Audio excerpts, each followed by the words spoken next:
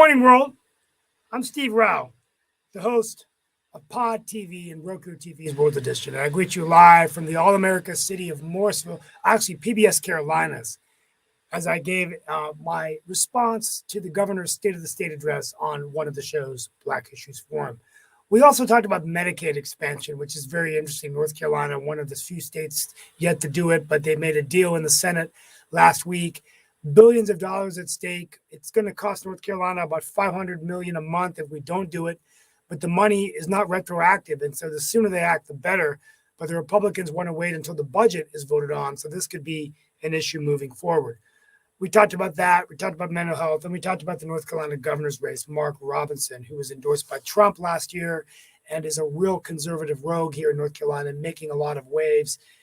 But today, I want to begin just giving a couple of things we're going to talk about today.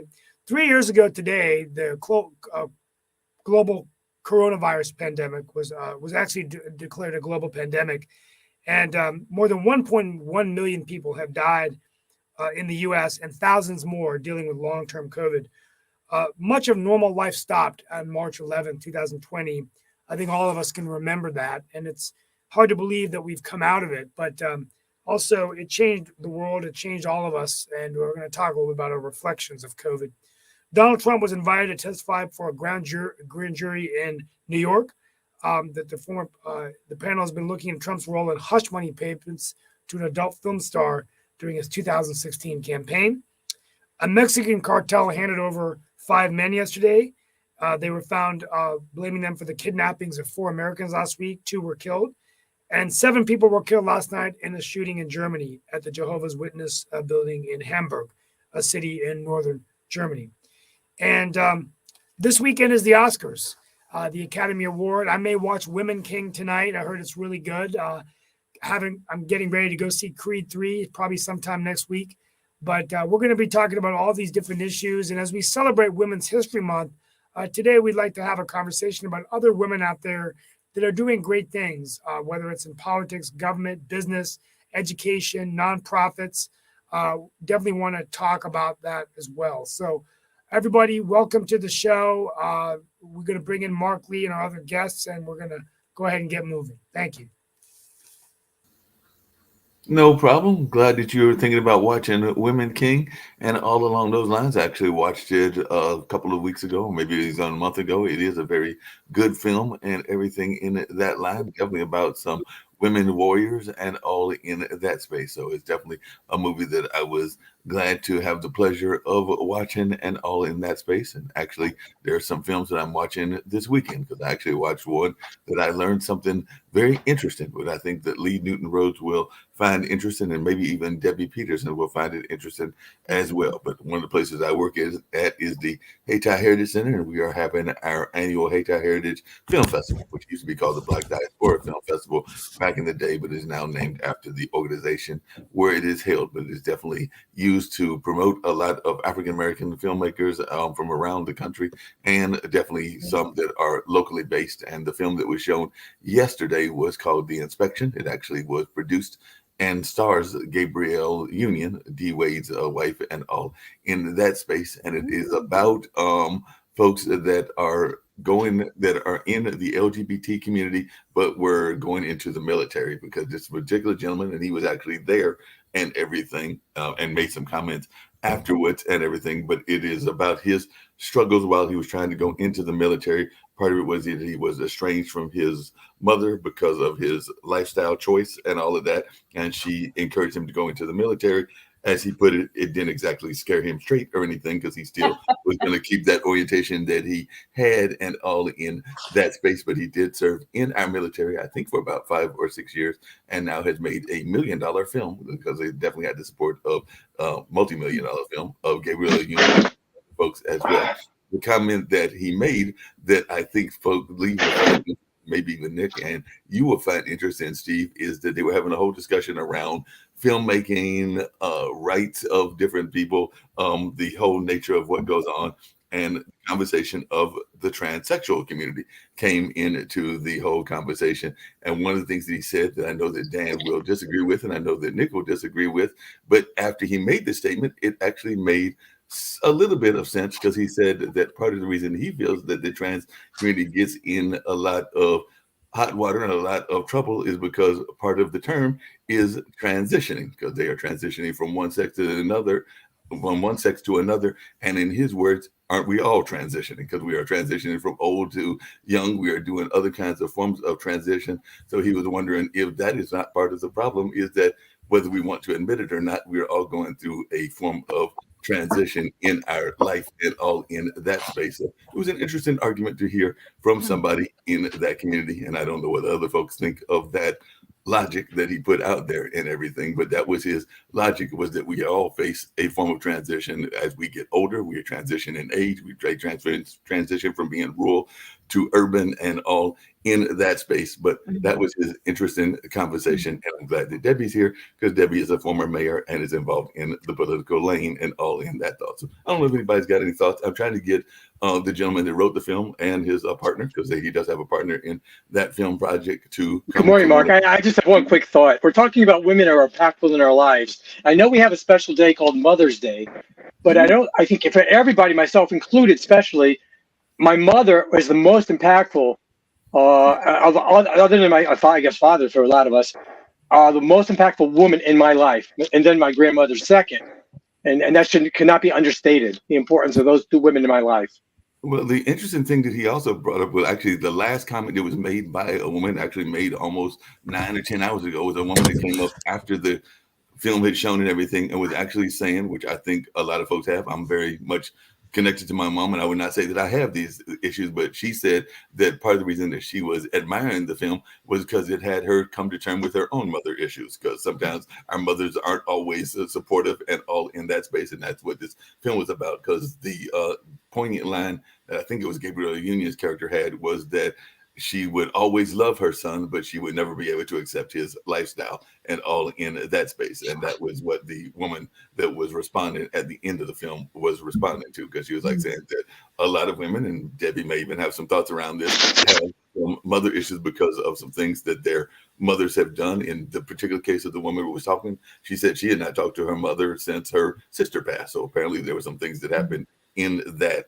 relationship during that time and in that handling and everything. So Deb, any thoughts around folks that sometimes have those quote unquote mother issues? Like I said, I love my mother dearly, and I definitely know that she's one of my lead supporters of both me and my younger brother and everything. But I do know there's some others that have not always had the best relationship with their moms and everything. But I don't know if you had any thoughts around that, Deb. I have a lot. Well, sorry, Debbie. Welcome to the show. Oh, thank you. Well, you almost started to cry when you started talking about mothers, because I lost mine. I don't know, 9 years ago, but it still seems like yesterday. And I wouldn't say I ever really felt I had mother issues, except at one point where my mother, and I won't go into the details, but my mother, I felt like didn't understand what was really truest and most important in my heart. And I guess that could be true in some of the transgender issues.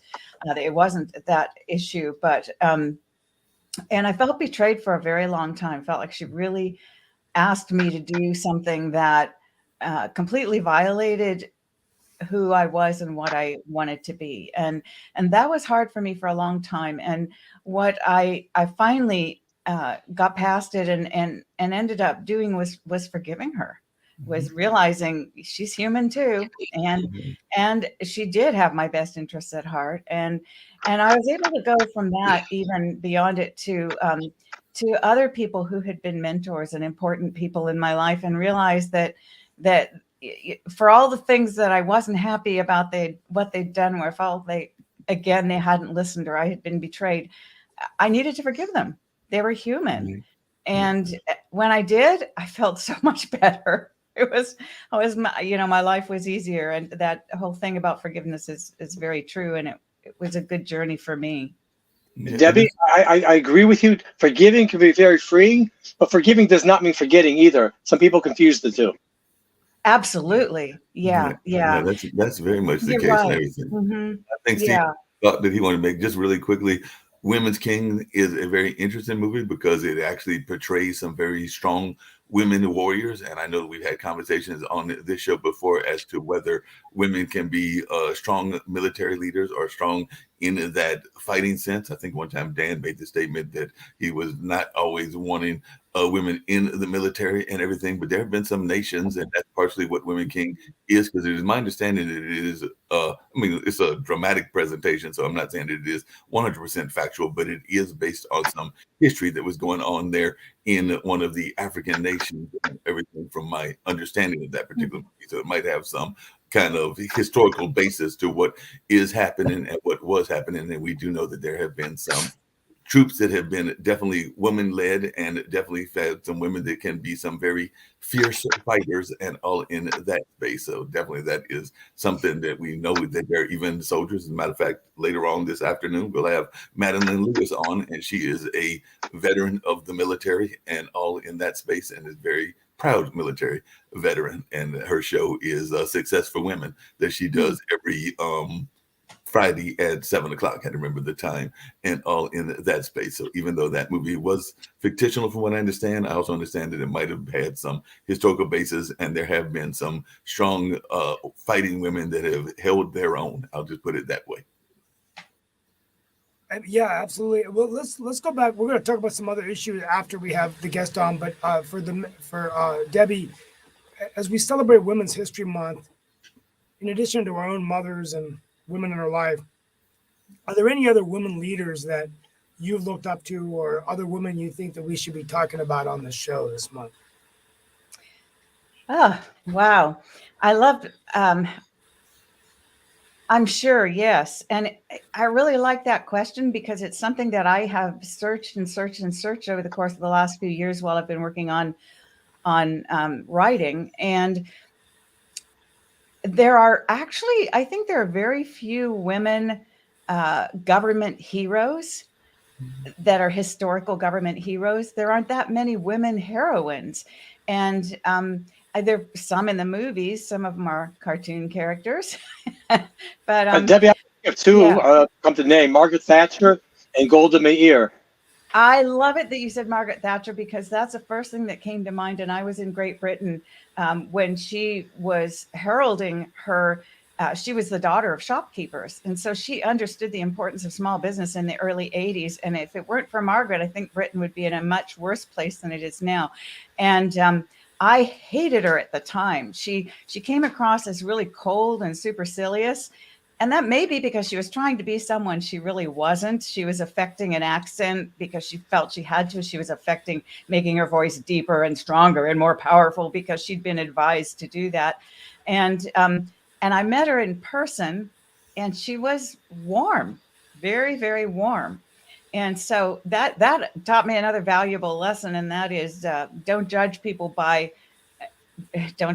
book by its cover necessarily. Yeah, Debbie, I've got four more for you. I know Dan Worthington's not going to agree with me, but I got to be honest with you. When I met Kamala Harris in a private meeting a few months ago, she was so different than what I see in the public. She was so engaging and very nice and very telegenic, and just was very personable. And so I just wasn't, but then there's a tendency to demonize candidates on both sides, and maybe she doesn't have the experience to be vice president. And I think that's what Dan Worthington, the Republican. All she has to do is talk, in front of cameras, and that's what it does it for everybody. And laugh.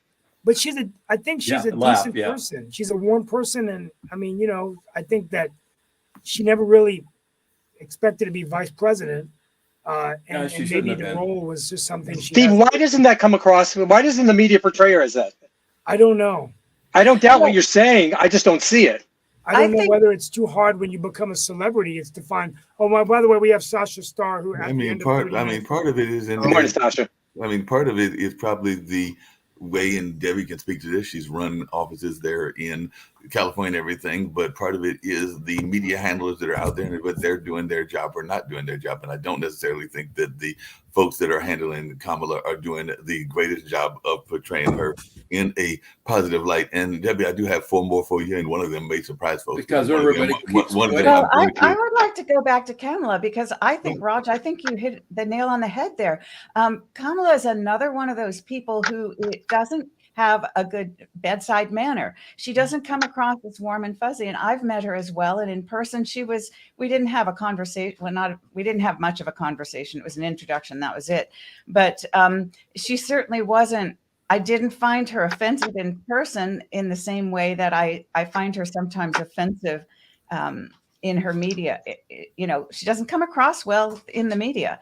And I'm not going to blame the media. I just think that she doesn't, like Margaret Thatcher, maybe there's a bit of discomfort with the role, and that's what I guess you've been saying. But school buses, another one of those. Buses. It's the what? Yeah, it's the school buses. That's the problem. I'm not following why. Yeah, I'm not following that comment. But really quickly, the other ones I was going to mention to you really quickly are. And one of them, like I said, might surprise you, but the other 2 may not. But when I think of powerful women leaders, 4 that just came to my mind automatically are, of course, Pauli Murray, who was involved in Brown versus Board of Education, and definitely a number of other issues. Both Sojourner Truth and Harriet Tubman, definitely some great leaders and everything. And the one that I think may surprise folks that I will mention is actually one that is from Eastern Europe, but did a lot of great scientific work, and that is Madame Curie. Yeah, that's true. You're skipping over the one most famous, Rosa Parks. Yeah, Rosa Parks is definitely. Yeah. And isn't that interesting that in our American history, we have more African-American women heroines? I think from what you're saying and what I could look at and recall, there are more African women heroines, I think, almost than, say, let's call them colonial women. That's because we don't celebrate them. Yes, it is. I think that's a lot of it. Yeah. I think it has a lot to do with the fact that women, regardless of their color, really up until the early 70s, were still effectively considered chattel. They didn't have the right to borrow money. They were owned. Do we celebrate Susan B. Anthony? Because that's another name that I hear a lot of people talk about. Yeah. There were some amazing progressives back there in the early 1900s. That doesn't necessarily make them great or not. For example, in our church, Latter-day Church, LDS Latter-day Saint Church, Church of Jesus Christ of Latter-day Saints, we have the largest women's organization in the world, and it's and women led, and Utah is the first state to provide the right to vote, had the first woman congressman. Yeah, I mean, so the thing is, it's interesting. We get a bad rap. But these are women of power and women of influence and women of dignity and righteous women who choose to follow God. We don't celebrate that enough. What we do is we celebrate the liberal causes, the shrill voices in the side, all the things that tend to disrupt and make our society more unstable. And then we've got all these examples of shining angels on the hill that we don't even recognize. Or in fact, the left demonizes these women because they're not quote unquote feminists, right? Yeah, I there are a lot of things you've touched on that have touched me, and the progressive women in the early 1900s, including my grandmother, were Republicans.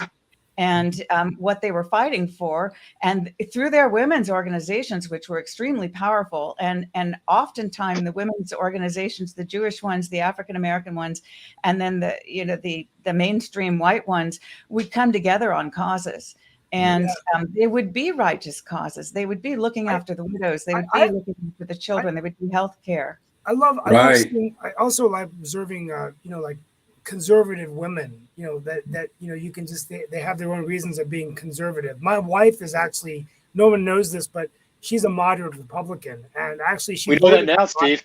She voted for Biden, and she's not a big Trump fan.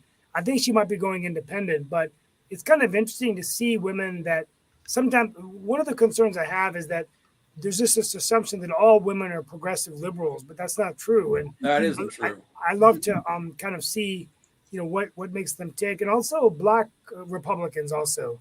No, I There, mean, there are there are Black definitely Republicans out there, yeah, and there are definitely Black Republicans. There are definitely women Republicans, and there are definitely some women Republican leaders, and definitely some folks that even in spaces that are considered overly liberal and things in that space, because I know that there are some women that have some very conservative values that are even in the media and in the entertainment space and all in that kind of way. Now, I will say that, and I was going to bring this up, but I guess I'll bring it up now and everything.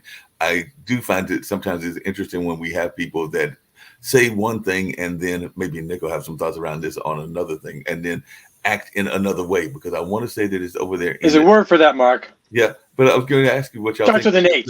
There's a Tennessee conservative, I think it Ends is. with an E. That's in a hypocrite. Yeah, there's a Tennessee conservative and everything. I want to say he might even be the lieutenant governor, if I remember correctly, but he's been older gentleman in his 70s and been very active in social media and everything. But part of the reason he's been in hot water in social media is because one of the pictures that he was admiring quite actively was that of a gay man, a gay young man and everything. And he was even saying how attractive and wonderful this person was. And then he's been one of the very stout anti-gay folks within his constituency. But then he comes out with this kind of statement and social media stuff that has been going on. And definitely there's a lot of viral and a lot of other comments that are coming out on the social media outlets because of what he says and then what he does are not necessarily matching. Mark, I don't know the particular case, but you cannot approve of someone's lifestyle, but acknowledge the good that they're doing to society at the same time. Yeah, that's been a challenge for me because there are times when I really dislike someone, and I have to concede that in fact maybe they were a good leader or maybe they did some things well. So I agree with you on that. Our best leaders are not necessarily angels. Well, I mean, most of our best leaders are not angels. I mean, we can look at the ones that have had troubles even in the civil rights movement and in the women's rights movement and in a number of other movements that had some, things in their closet that were not always that great in their history and everything. I mean, we can look at some of the top leaders of the world, whether that's the Jeffersons of the colonial era or whether that's the Martin Luther Kings, and we go more to the 60s. But there are things about their past that were not always that pleasant, but the family dealt with it. The family dealt with it, and I'll just leave it at that. Well, I like to agree come back in with what Dan said. In a perfect world, I would be choosing righteous leaders, male and female, and I'm not so much concerned about what their specific faith is. I'm just concerned about their standards and their ethics and their righteousness. Because a lot of the great leaders have, in fact, been righteous. And by the way, just to let you know the case, because I was pulling it up, it was Tennessee Lieutenant Governor Randy McNally, and in an exclusive interview this past Thursday, he apologized after the uproar over his interaction with provocative posts on social media, while insisting that his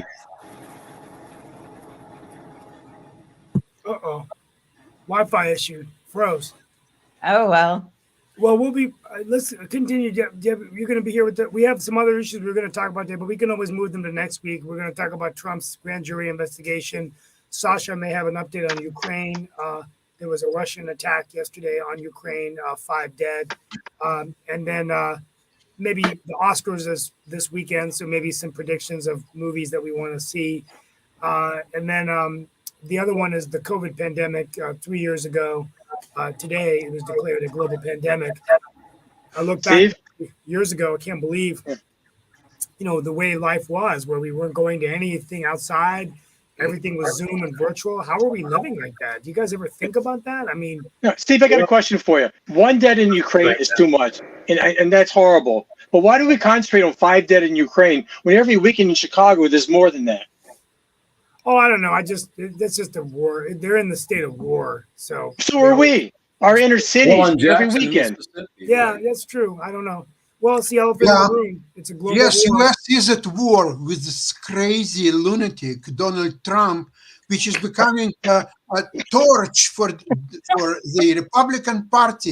And in fact, he Hey, is Sasha. way more dangerous than in 2016, because at that time he was just a business failure and nobody expected what he was going to Let's do. remind the But people where today you live. he You're is a in quasi Canada. criminal who We will be don't indicted care on several about points. Donald Well, Trump. you can talk as much as you want, but you see, indictments are coming. They are on their way. And without Trump, you have no party. But Nobody unfortunately, will vote for your party because the party is that of Donald Trump. but You I'll have put no money. I'll put party. money You can on yell it. all you want. Donald I Trump- don't You support are. the guy either. Okay, you can talk all you want, but this is a fact. You're right. There He will be is the no nominee. Republican Party. Don't add There much is a to the bunch of people, intellectual lunatics, content of this believers in Donald Trump and his Debbie, crazy. somebody has a button we just That's touched. all you are. I Okay? guess we hit a lot.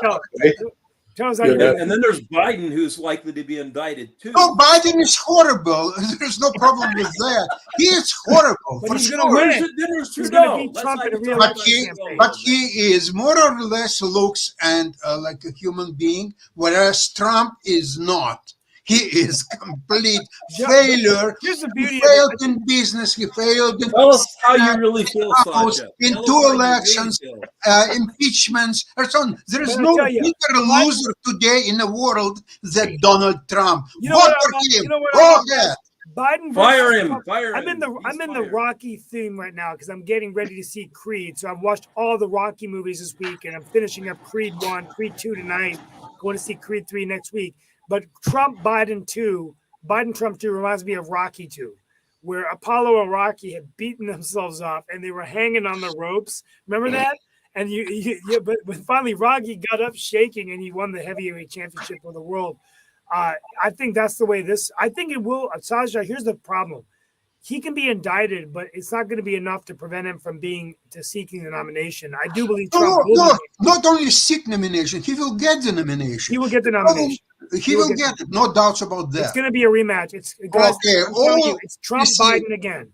But Trump look, Biden for again. sure, for sure. Is there an other vote you can choose from? So when you see Biden, Trump, is there other I can press that button?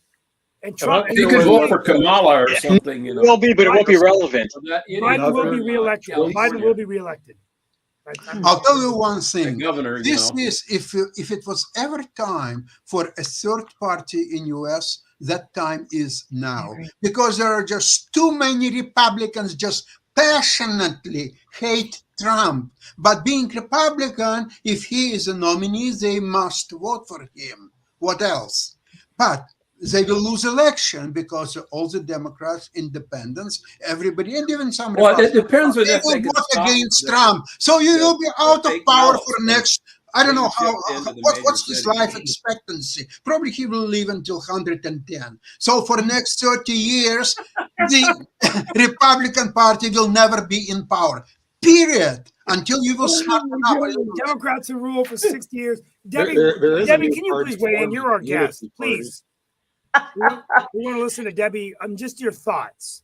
Well, first of all, I want to say I've been laughing some here, and it's not because I'm laughing at the message or at Sasha. So just make that point clear. Sasha's a good guy. What strikes me, what first struck me when you struck me, Sasha, was when Trump was first elected, and I will tell you, I don't normally go political on these things because the message that I want to put across is not about parties. It's about each of us becoming involved in our government, regardless of party.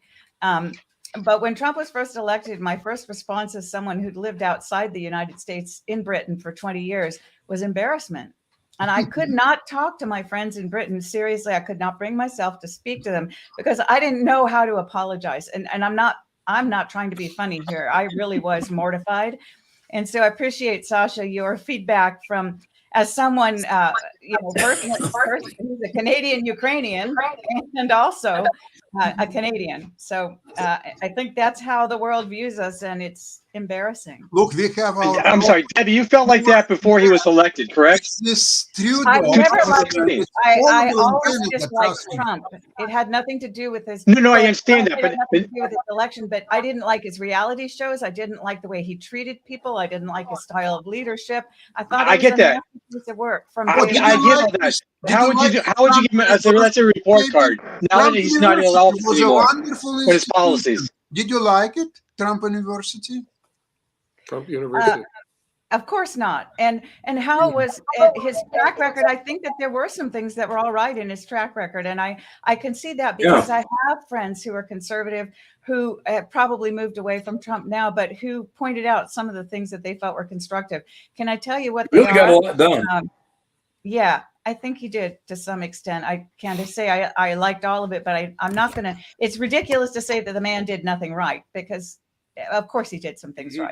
He did a lot right. The trouble was he wasn't a politician, so he didn't know how to treat people, and he was rude and condescending and difficult and divisive. But as far as policy and getting a lot done, he got more done than many of the past presidents got done. And whether you disagree with, I mean, I don't want him to run again. I think, I don't want Biden to run either. I mean, both of them are symbolic of the problems in this country. They both create division. They both are relics. We need new blood. We need new leadership. The problem is neither the Democrats or the Republicans have anybody of any virtue to offer up. Mitt Romney, who is probably arguably the most noble of the bunch, shot himself in the head because he didn't play that whole situation right. There just isn't anyone of any substance that could step up and serve as presidents. And that's the parties don't encourage. Let's look at what the parties do. They do not encourage development of politicians. And I'll pick on them in California, Nancy Pelosi and Feinstein. They grab their seats and they just won't let go. And the Republican side, you have Mitch McConnell. He grabs his seat and won't let go. These people are not helping people develop. They have no interest. I think that Trump was a surprise. They have no interest other than themselves, and they're power hungry. And it's something easily fixed. I love the term relic. I think relic is so appropriate, and it is so easily fixed. Every single one of us every 2 years has a vote. We don't need legislation or anything else. We just vote out the relics and bring in new, fresh blood. But I agree with you. There is well, I won't say no, I can't say that, but there's very, very little, certainly at the local level, leadership training for elected officials. Well, that's what I was going to say. People are not asked. People don't vote out relics. They vote them back in again as thank you for gratitude. Thank you for what you did for me. Come back again, and they keep doing it over and over and over again. Without term limits, there's no end to the madness. No, but that's our fault. Yeah, 100%. I agree with you, but that's the way the system is. That's the way people are. But one of the questions I've got to ask, don't develop young leaders. No, that's what I was going to ask. That's what I was going to ask is, and this is for both. I agree with you, Nick. Whether we should, but the system doesn't. Deb and Steve, what are we doing to develop young leaders? Because I agree with you that there's not enough young leadership, and where is the we teach radicals is what we do. That's what universities are turning out is a bunch of radicals. Certainly, some conservatives survive through that milieu, but you get a bunch of stodgy professors who are liberal on the liberal side and try to indoctrinate these kids in the universities when these folks have not really ever worked outside of academia and have no touch with reality to begin with, at least the majority of them, or they are former layovers from the 1960s when they were so blown out of their minds with drugs and everything else, free sex and rock and roll. And so it's like, come on, seriously. But can you say the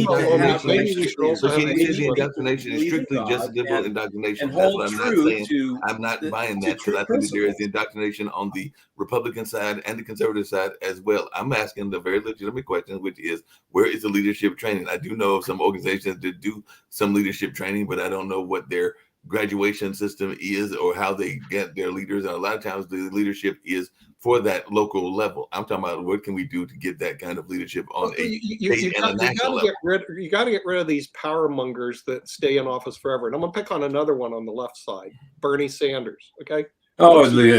Age 80. I'm sorry. There should be a term limit for Supreme Court justices, an age limit for senators and congressmen, 80 and out. It's Go retire. discrimination Go from what retire. I understand. You're It could, talking about it could be, discrimination. Sasha, but I'm just going my empirical evidence. But you know what? working with I these think people you for should, to 40 develop years, new leaders, you have to goodbye. put somebody in charge. And in Republican Party, the number one choice would be Term limits Marjorie age. Taylor Greene.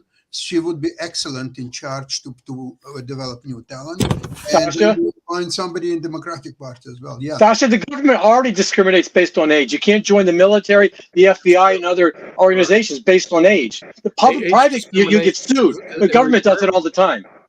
Hey, age discrimination is legal in the United States. I'm sorry. So you could put a cap, 80 years old, and also put term limits. 2 terms and you're out, but increase the congressional term limit. 2 years? Are you crazy? You can't learn your job in 2 years. It should be like 5 years. I mean, Well, seriously. why don't they And make it the could- congressional team Yeah, 6 years yeah. like the U.S. Jimmy Senate? Johnson said 5 years, baby, and then you can do something. But 2 years, you're always running for election. It's ridiculous. So Well, they could make the congressional Yeah, terms that's the 4 lobbyists years. that run up the money, right? They're lining up their money for their next that's all campaign. it can do, Dan. You get elected, the first thing you have to do is start chasing the buck because you got to run for re-election. Well, you know, So the, it's thing- the ridiculous. thing that I find ironic is when they asked George Washington, about whether he wanted the role of emperor or king of the United States, he said the only role I want is citizen of the United States. And I think that what's ironic is that we've now gotten to a point where these people in Congress are becoming these figures that are there 20, 30, 40 years. And, there's the knowledge. Well, we need that institutional knowledge. But once you get in and you start getting your pension, you get the benefits, you don't want to give it up.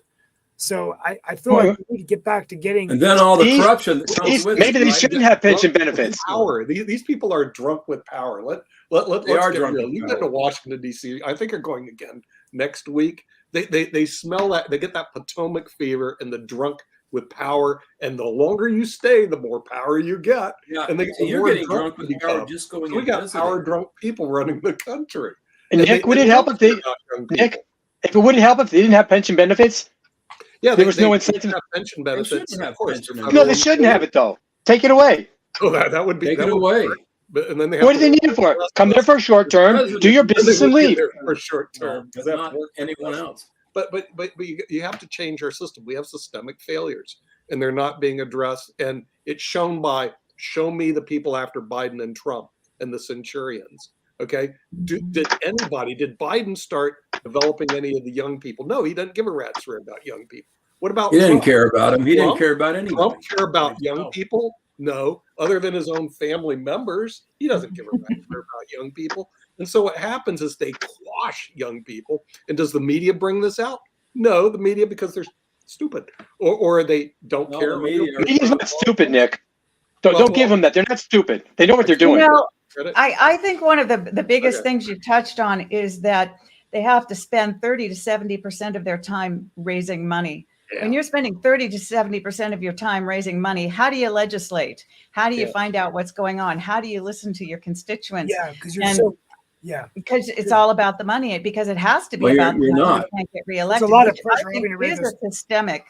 Debbie, Hey, Debbie, Yeah. speaking of- State maybe they Street, weren't right? meant to regulate so much and Speaking of- legislate so much. Maybe speaking that's of the way the systemic- system was set up originally. It shouldn't be so much in our lives. No, but Lee, speaking of systemic and other things that are going on in that space, one of the things that I've heard talked about, and that's actually what I was trying to look up and everything, and I'd love to hear Debbie's thoughts, and definitely maybe even Steve, since both of y'all are in and have been in political lanes and everything.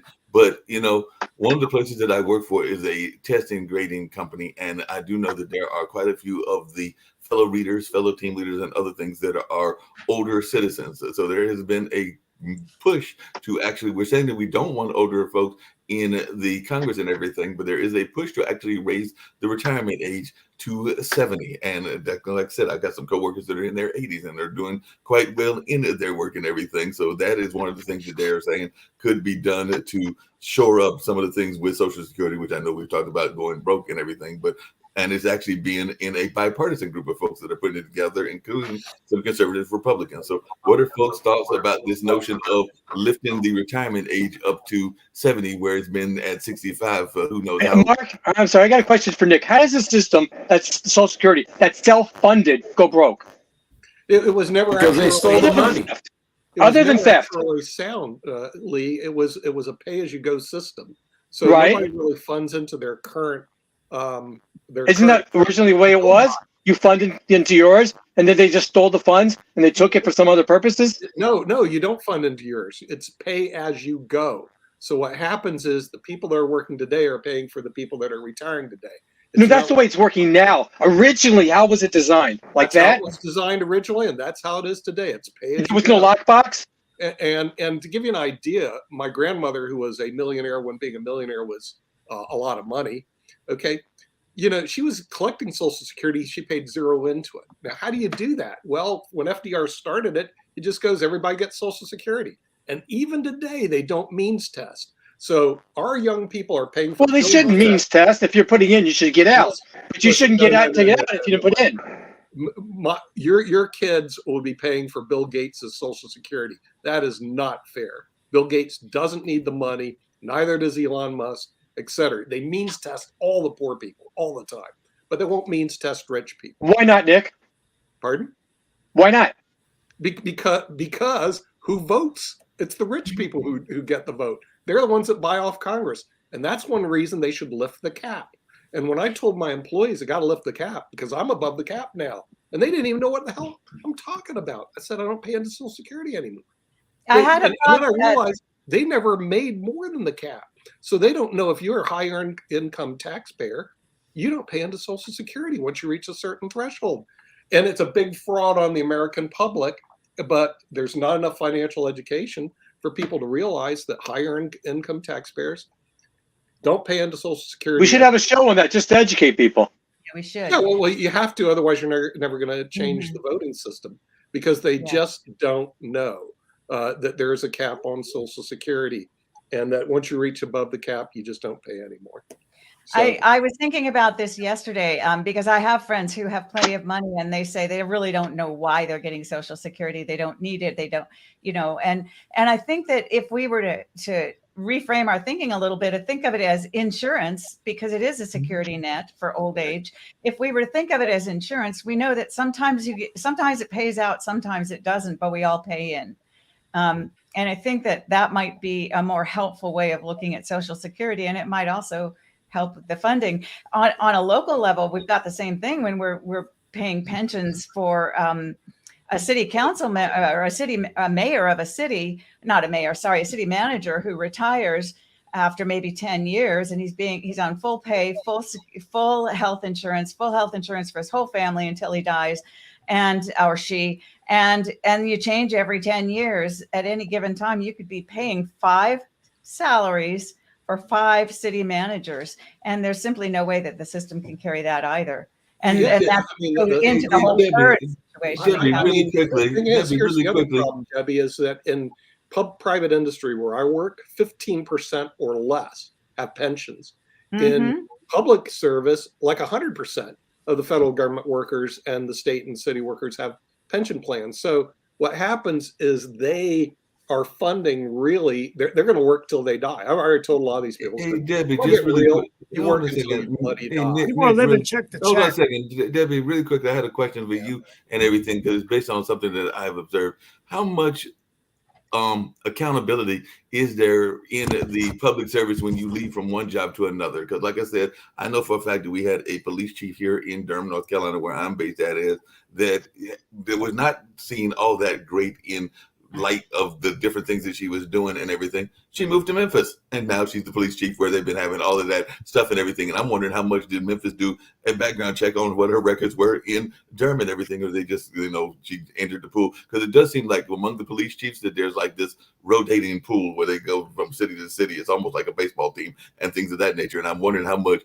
background check do the cities do on each other and all in that space. So I was just wondering if you had any observations, because like I said, she had moved from Atlanta, which had its own problems, to Durham, North Carolina. Then she went to Memphis, and of course we all know the hot water that she's in Memphis because of what happened there a few weeks ago and everything. But how much background do they even do on these? Well, we have had exactly the same experience in California, certainly even in the small county I'm in. And I will tell you that I insisted on background checks whenever we hired anybody in any position of management. And that was unique. And they not only didn't do background checks, but but yes, at the state level, people could continue to work after they had retired, so they could collect that full-time pay retirement and then go into another government position. I'm told that that doesn't happen at the national level. It is not allowed at for federal jobs, but state jobs, states, I guess, make their own rules. And Debbie, when they do that, do they eventually pull down more than one pension? I'm not sure if they get more than one pension, but they certainly are taking, they're taking a full-time pension and working. Now, Deb, I'm not even sure that it doesn't happen on the federal level, because one of our other past police chiefs, actually for a minute went and worked up in, and there was a woman police chief that was here. She actually went to work for the Parks and Rec up in DC. So, like I said, I'm not sure how much background. Well, and I think that help you in this department. Yeah, I think that can she collect retired from a state job but went to a federal job. That might have been the loophole. From federal to federal, I don't think is allowed. Right. Yeah, you transport to various different jobs. There was a person in my country club in his 40s, like 42 years old. He says, I'm retired. I make more than $100,000 a year. I said, what'd you do? He says, I collect 3 separate pensions from 3 separate governments that I worked for. Seriously.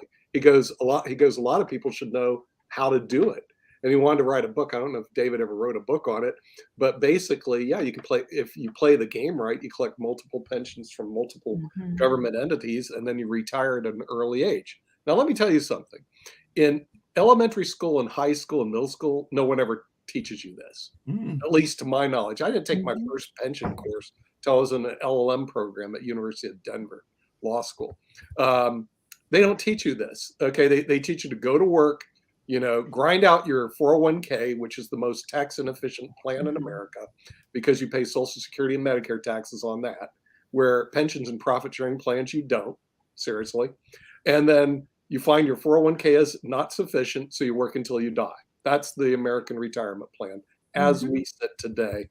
One more thing, you buy a house, and that's your biggest asset. And for many, many people, that's the other leg on that 3-legged stool. Yeah, the only problem is, just because you own your house doesn't mean when you go to the grocery store, they're going to allow you to take the groceries out free. Okay, and that's the problem with the house. It doesn't produce any income. So you need some income producing assets. But none of this is taught through our entire school system. And this is a big failure of financial education in the United States of America.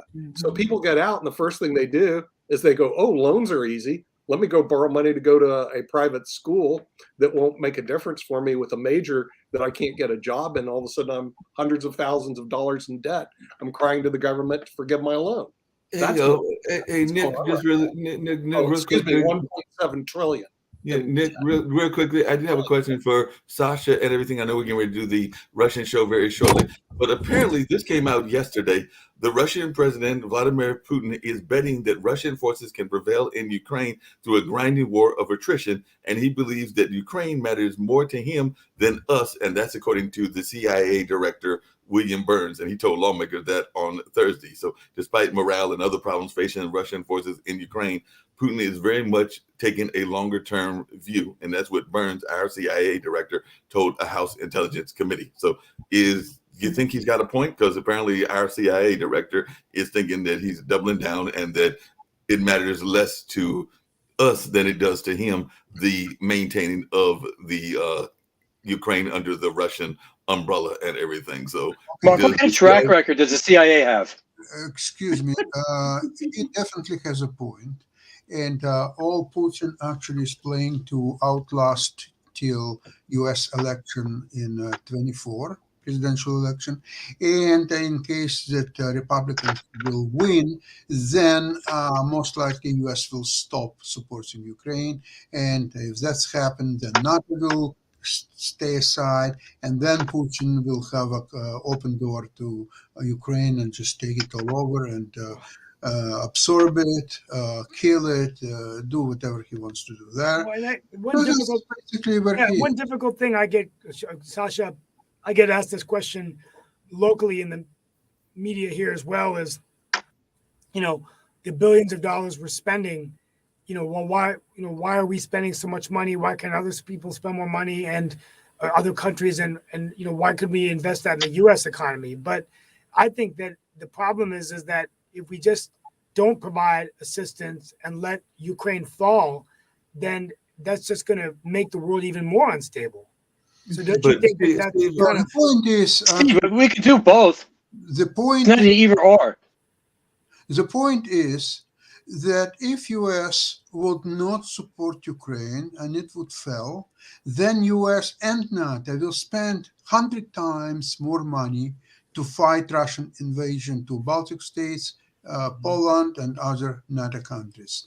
It will not even comparable. And by the way, US spent way much more money in Afghanistan and other sectors. You see, the thing is actually what I hate about US approach is that they you see, US are not fighters. They have a colossal military. They have a colossal budget of close to three-fourths or maybe even $1 trillion anyway. But they don't like to fight. They avoid fights, and not even fights because US is not fighting in Ukraine, but it could be perception that because they are helping Ukraine, they are on Ukrainian side. That will upset Russia and Putin may in turn attack US interests. There are already talk about that Alaska was unjustly rewarded to US and it should be given back to Russia. And there could be a talk that in for example, Brighton Beach in New York and some areas in Miami, there are a lot of Russians who live there, and Putin has to defend their rights.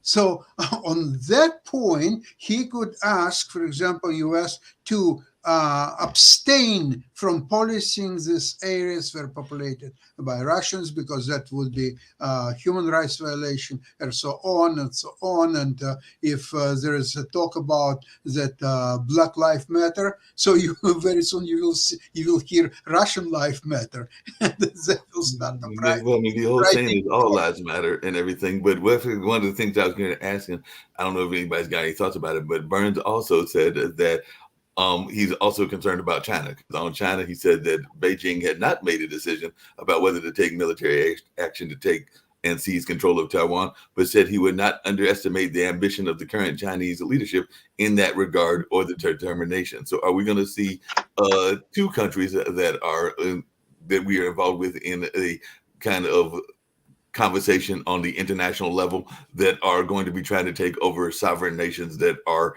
near them? Like I said, we know what's going on in Russia and Ukraine, but apparently there is some fear that even the CIA director has about China doing that to Taiwan as well. And I'm sure there's some other countries. I've mentioned Eritrea and Ethiopia. I've mentioned definitely, we could even go England and Thanks, Ireland. Mark. The point is that either one of them, China or Russia, it's no danger for the United States. Together, yes, there is one because there are two large countries with substantial arsenal, including nukes, and China is now building new submarines and nukes, and they're doing tremendous progress in that respect. So right now, even without losing a single American soldier just by supplying weapons, you can now stop countries that were threatening the world with nuclear annihilation for the last 60 years, for 3 generations. So right now, you can weaken Russia. You don't have to defeat Russia. You don't have to go to Kremlin because Putin regime will fall once Ukraine get them out of Ukrainian territory. That's the end of Putin's regime. And then there are two scenarios. Either it could become more sober and Western oriented country as it was in the beginning of the 90s, or it will be broken apart in 4, maybe even as many as 8 republics, which is also bodes very well for United States. Okay. I just want to make sure I heard you correctly. You said both Russia and China by themselves are not a threat to the United States, but together they are? Yes, they are. Yes, correct. China by itself is not a threat? No, it's economically, yes, but not in a military sense. Hey, I got to tease Dan about something and everything. How did you describe earlier Trump and everything? You said that you found him to be there were different words you used. I think you said rude and a couple of other terms that you used for Trump and everything.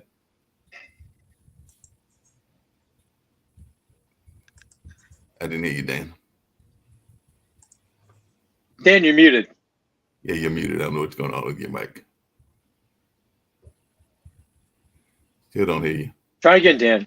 We can't read lips. Now you're muted. Take it off. Now you're muted. Move your lips. Something's going on with this computer. Okay, well, I guess we'll go to somebody else. Yeah, we'll go to somebody else. Maybe he's going to come out and back in and everything. But we're getting ready to wind down in a minute. Steve, get ready to get to your closeout. Before we get to your closeout, I didn't know if Debbie had any final comments. I'm glad to have her back on again. And like I said, we always love inviting her. So I'll be hopefully bringing her back on a couple of other times as well. I know she's usually busy with her book and everything, but I will send out those invites. And whenever she's able to pop in, hopefully she will pop in. Thank you. And I love coming, and I appreciate you inviting me, because I'm never motivated to get up at 6 a.m. to be on at 7. So from the West Coast, I'm not a morning person. In fact, I was working until about 1:30 last night. So I'm surprised I'm coherent. But my final thought, again, is always going to be come back to the local level, because at the local level, if we're training people how to be good elected representatives, and they go up the line, which often they do, we will be sending better elected representatives up the line. So I'm always going to advocate for training at the local level. But it's interesting, because the one thing I did not achieve as mayor, the one goal was to set up a training program for council members and county supervisors. And that's why I wrote my book, because I didn't get it done. So I had to get it done one way or another. Well, Mark, I'm going to close out early. Deb, we want to thank you for being with us today. Welcome you back to the show. Glad you got up early in the morning to be with us. And it's been a wonderful show. Today, we're going to kind of wrap up the week. Next week, we didn't really talk. We're going to talk about women's history again, talk about the pandemic, talk about the economy, and then start getting back into kind of the presidential politics as slowly more candidates are getting in. Will it be a Trump-Biden rematch? What's going to happen with the U.S. Congress and Senate? And then looking, one issue I'd like to talk about is Medicaid expansion, a very interesting issue that I think we'll be talking about in North Carolina. And what does it mean? Many states are doing it. And after Obamacare, Affordable Care Act, it became easier for people above the poverty level to still get Medicaid assistance, leveraging private insurance. So the idea would be providing access to those individuals who could use it. But there's economic impacts and money at stake. So we'll talk about that. But thank you all so much for being with us today. We'll be back next week for another edition. Make sure you tune into the Ukraine show. Mark, send me the live link, email it to me so I can share the show with everybody. And Sasha, hopefully I can come on your show one day next week or in April. Okay. Thank you all so much. Be safe wherever you are. Debbie, it was a pleasure. Thank you. Y'all take care. God bless. Yeah. I've got to get to the right one to close us out and everything, but we'll do that very shortly because somebody moved the banner. How dare Mark, I'm waiting to see how long Steve can hold a smile. yeah, let's go see how long he can hold that smile. Let's be interested. Live from Studio East. Studio East over there at PBS. And now I've got the right banner said he's held the smile long enough and all in that space. So let's get on out of here. All right. Take Thank care. you, guys. Yeah.